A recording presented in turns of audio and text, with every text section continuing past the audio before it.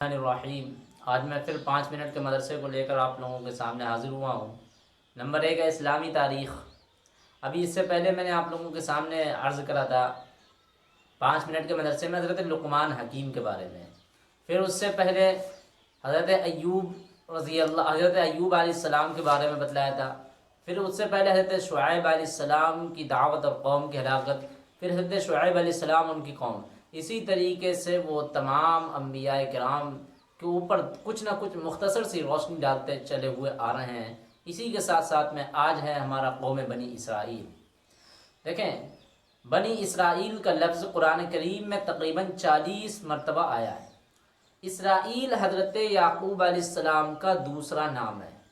ان کے 12 فرزند سے جو نسل چلی ہے انہیں بنی اسرائیل کہا جاتا ہے۔ سب سے پہلے یہ سمجھنا پڑے گا کہ بنی اسرائیل کسے کہتے ہیں۔ تو دیکھیں، حضرت اسرائیل علیہ السلام، اسرائیل حضرت یعقوب علیہ السلام کا دوسرا نام ہے۔ تو ان کے 12 فرزند تھے، یعنی 12 ان کے جو ہے لڑکے تھے۔ تو ان 12 فرزندوں سے، ان 12 لڑکوں سے، ان نسلوں سے جو نسل آگے چلی ہے وہ بنی اسرائیل کہلاتا ہے۔ اب ان کا مذہب جو تھا وہ یہودیت ہے۔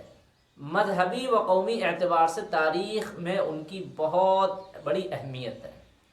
تقریباً 2000 سال تک ان کے اندر انبیاء اور مرسلین پیدا ہوتے رہے۔ دنیاوی ترقیاں بھی انہی کے ہاتھوں، انہی صدیوں تک انہی کو حاصل ہوتی رہی۔ حضرت داؤد علیہ السلام جیسے اللہ کے رسول، عظیم سلطنت و حکومت والے بادشاہ، حضرت یوسف علیہ السلام جیسے جلیل القدر نبی شاہ مصر اسی قوم میں پیدا ہوئے۔ دین اسلام کے ظاہر ہونے تک یہ لوگ اپنے وطن ملک شام سے نکل کر عراق، مصر، حجاز ان کے اطراف میں پھیل چکے تھے۔ خاص طور پر مدینہ منورہ کے ارد گرد ان کی آبادیاں تھیں۔ یہ لوگ بڑے مالدار تھے، تجارت میں ماہر سمجھے جاتے تھے۔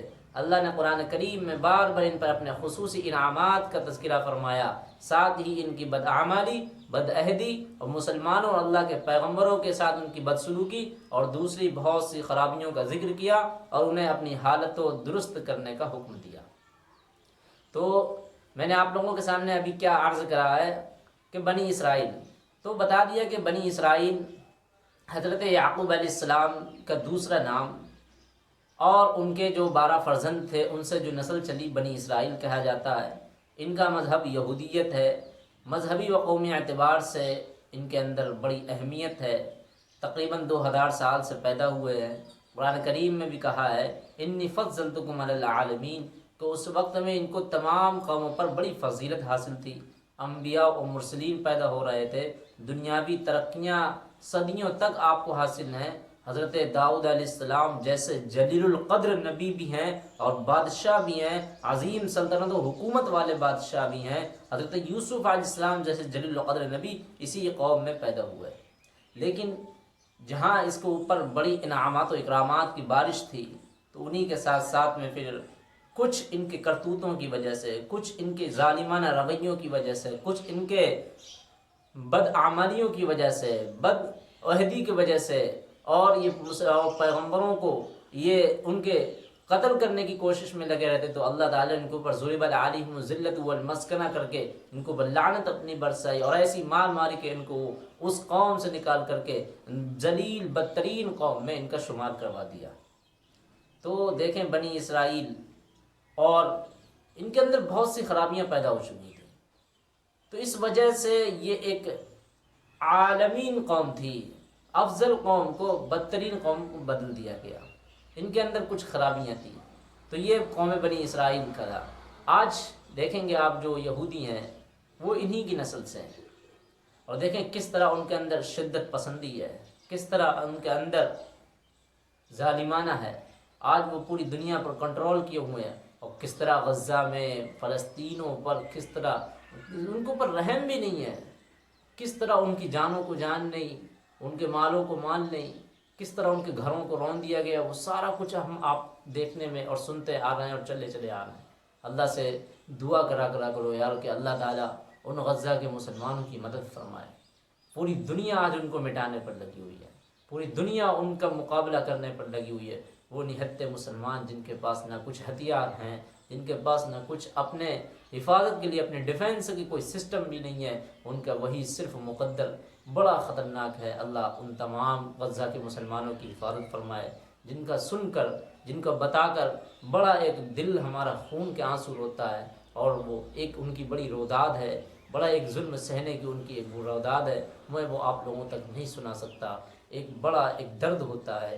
آج ہم مسلمان کیا کر رہے ہیں، اور عالم اسلام ان غزہ کے مسلمانوں کے لیے کیا کر رہا ہے، ان سب باتوں کو آپ لوگ خوب اچھی طرح دیکھ ہی رہے ہوں اور سمجھ رہے ہوں گے۔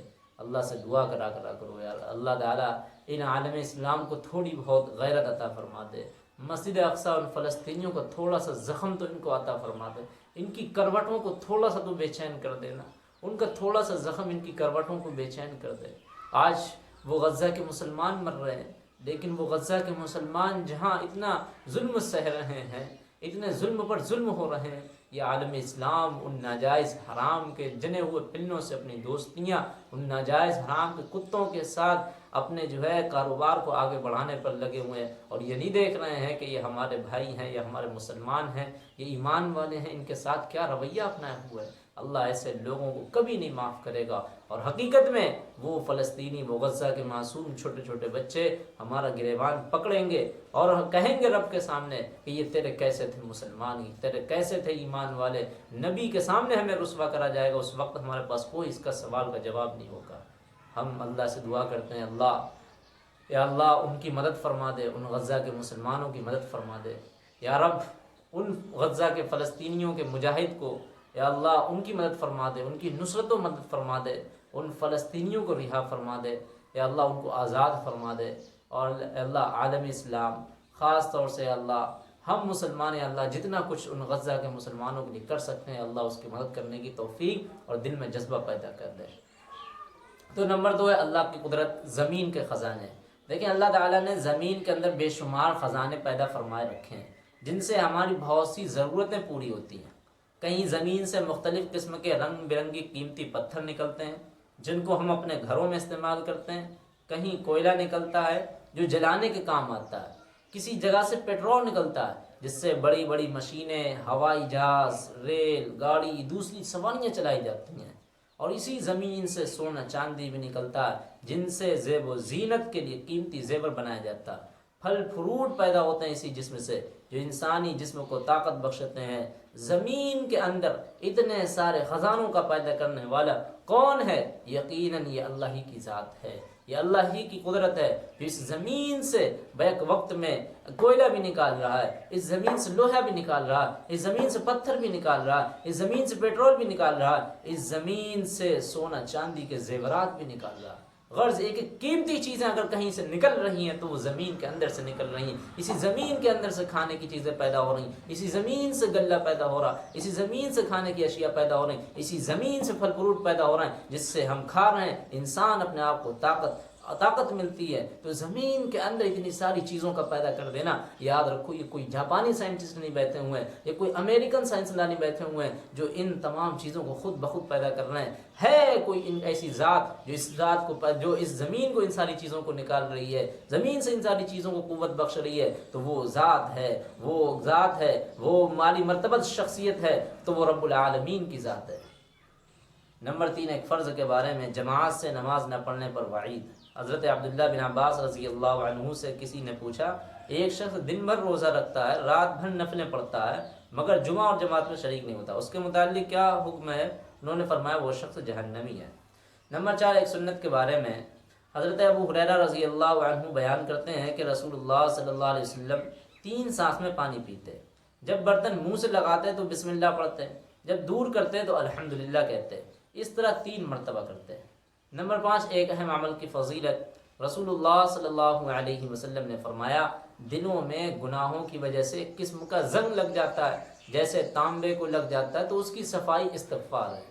نمبر 6 گناہ کے بارے میں، شہید کو بھی قرض ادا کرنا ہوگا۔ رسول اللہ صلی اللہ علیہ وسلم نے فرمایا اس ذات کی قسم جس کے قبضے میں محمد کی جان ہے، اگر کوئی شخص اللہ کی راہ میں مارا گیا پھر کچھ دیر زندہ رہا، قرض نہ اتارا تو جنت میں داخل نہیں ہوگا جب تک کہ اپنا قرضہ نہ اتار دے۔ اللہ تعالی ہم تمام لوگوں کی قرضوں سے حفاظت عطا فرمائے۔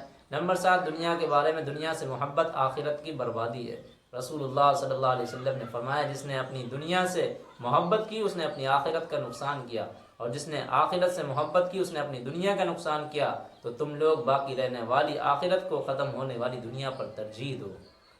آخرت کے بارے میں اللہ کے ولی کی کامیابی قرآن میں اللہ تعالیٰ فرماتا ہے، سن لو جو لوگ خدا کے دوست ہیں ان کو نہ تو کسی قسم کا خوف ہوگا نہ وہ غمگین ہوں گے۔ یہ وہ لوگ ہیں جو ایمان لائے، گناہوں سے بچتے رہے، ان کے لیے دنیا اور آخرت کی زندگی میں خوشخبری ہے۔ الا الا ان للہ لا خوف علیہم ولا هم يحزنون۔